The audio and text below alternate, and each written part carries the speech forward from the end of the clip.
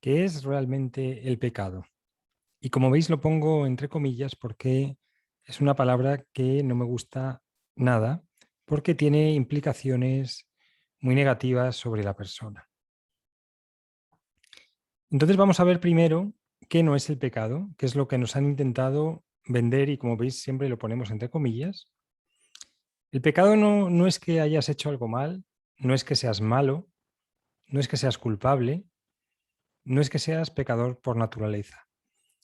Las religiones han intentado que las personas se sientan pecadoras, se sientan culpables por nacer, se sientan culpables por vivir y de esta manera tienen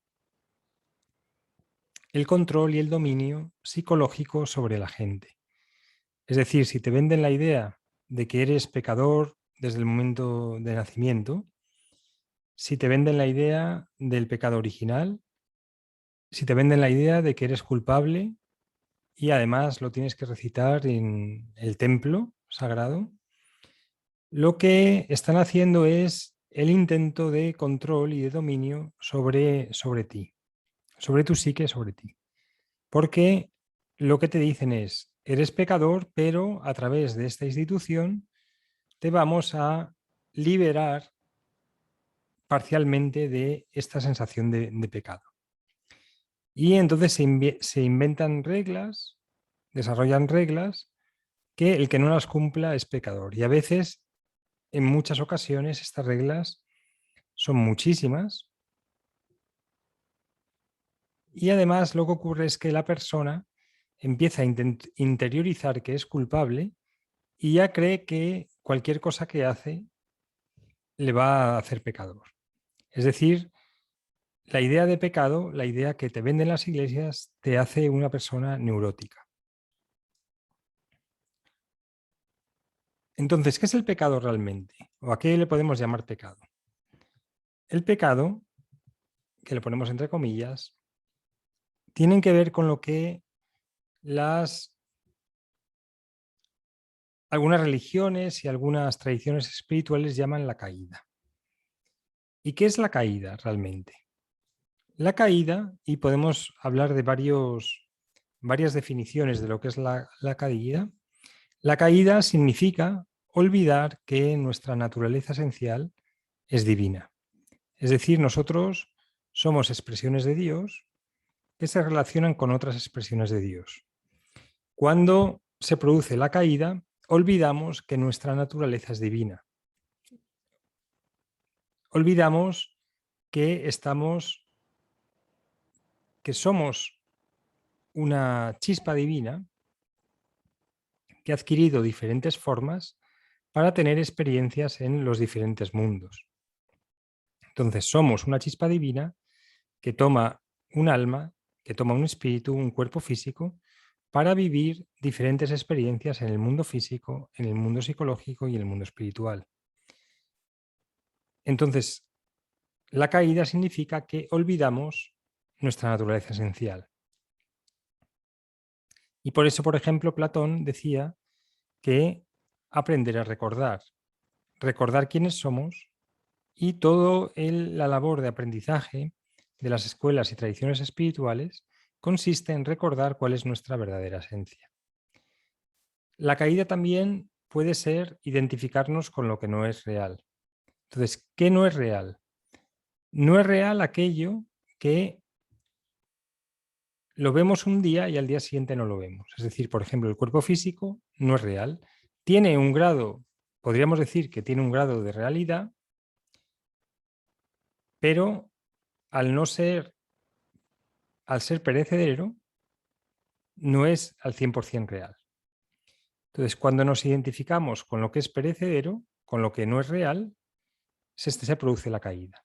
Entonces, si tú crees que eres solamente el cuerpo físico, se ha producido esta identificación que es la caída. Porque si tú eres, si tu esencia natural es la chispa divina, si tú eres una expresión de Dios, no puedes morir nunca. Cuando te identificas con el cuerpo físico, te estás identificando con lo que no es real. El pecado tiene también que ver, el pecado entre comillas, con caer en la dualidad. ¿Qué es la dualidad? La dualidad es ver el mundo con básicamente de forma binaria, con dos categorías. O eres bueno o eres malo, o eres alto o eres bajo, o eres hombre o eres mujer, etc. Solamente, digamos que, y también las iglesias y las religiones han promovido que las personas vivan en dualidad. La dualidad lo que lleva es a categorizar de forma binaria cómo es la realidad. Entonces, o eres santo o eres pecador, o eres bueno o eres malo, pero no ven que la vida tiene muchísimos matices y muchísimas diferencias de intensidad. Es decir, no hay luz y oscuridad, sino que siempre hay luz, lo que pasa que se ve de forma más intensa o menos intensa. Lo que llamamos oscuridad significa que la luz brilla con poca intensidad. A medida que la luz brilla con más intensidad, lo llamamos luz, pero siempre hay luz. Es decir, la realidad no existe la dualidad. La dualidad son categorías mentales y cuando caemos en estas categorías mentales, esto se llama caída.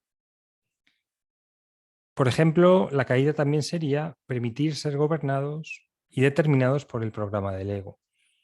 El programa del ego es un paradigma que hemos adquirido de pequeños, una manera de interpretar el mundo, una manera de interpretar la realidad, que nos dice cómo somos.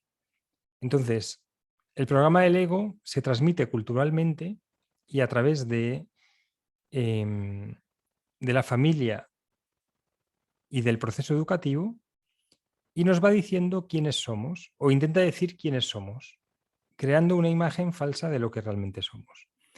El programa del ego llega a ser tan fuerte que muchas personas piensan que solamente son eso, que solamente es su programa del ego, pero no se dan cuenta que están gobernados y determinados por su programa del ego. La mayoría de las personas se limita porque se cree algo que no es. ¿Y por qué se cree algo que no es? Porque se lo han dicho de pequeño. Entonces, si a una persona le dices que no va a llegar a nada en la vida, y se lo dicen sus padres o se lo dicen sus maestros, esa persona tiene muchísimas posibilidades de no llegar a nada en la vida. Porque su programa del ego ha sido formado, ha sido creado por las personas que le dicen eso. Entonces la caída sería permitir ser gobernados y determinados por estas ideas que te han insertado sobre ti que son falsas. Así que la manera de salir del pecado no es ir a una institución a que te echen agua bendita o a que te perdone un rabino, un sacerdote, un imán. El pecado, la manera como salir del pecado consiste precisamente en lo contrario que lo que ocurre cuando caemos. Es volver a recordar quiénes somos, identificarnos con lo que hay real dentro de nosotros, dejar de vivir en la dualidad, trascender el programa del ego, observarlo y trascenderlo. Es decir, esta es la forma como uno se redime del pecado. Es curioso cómo las instituciones te dicen que eres pecador, luego tienes que hacer un sacramento. Este sacramento te dice, vale, para redimirte del pecado, reza tantos Padres Nuestros o haz estas acciones de caridad o dona tanto a la iglesia. De hecho, en algunas ocasiones históricas, si tú pagabas lo que se llamaban las bulas, digamos, como que te hacían carta blanca sobre tus pecados. Se borraban todos tus pecados. Entonces, ¿cómo puede ser que pagando tú puedas redimirte de lo que ellos llamaban pecado? Entonces, no hace falta hacer nada de eso. La manera como salir del pecado, porque si haces eso, imagínate que te vas a confesar y dices que eres pecador porque has cometido un acto impuro, un acto malo. Pero sigues viviendo en la caída, sigues viviendo en la dualidad.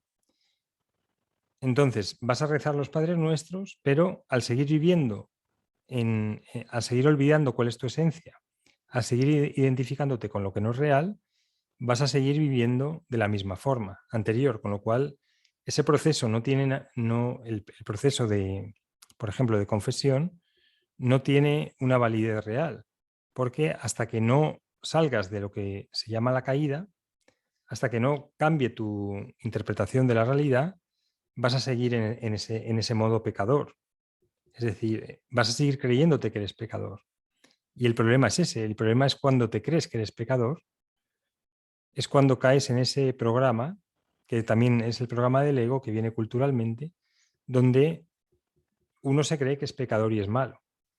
Y ese es uno de los mayores daños que se puede hacer una persona.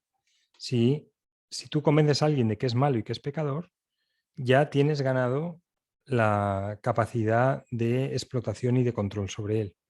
Bueno, espero que te haya gustado el vídeo y si tienes algún comentario, pues con mucho gusto déjalo justo debajo del mismo. Gracias.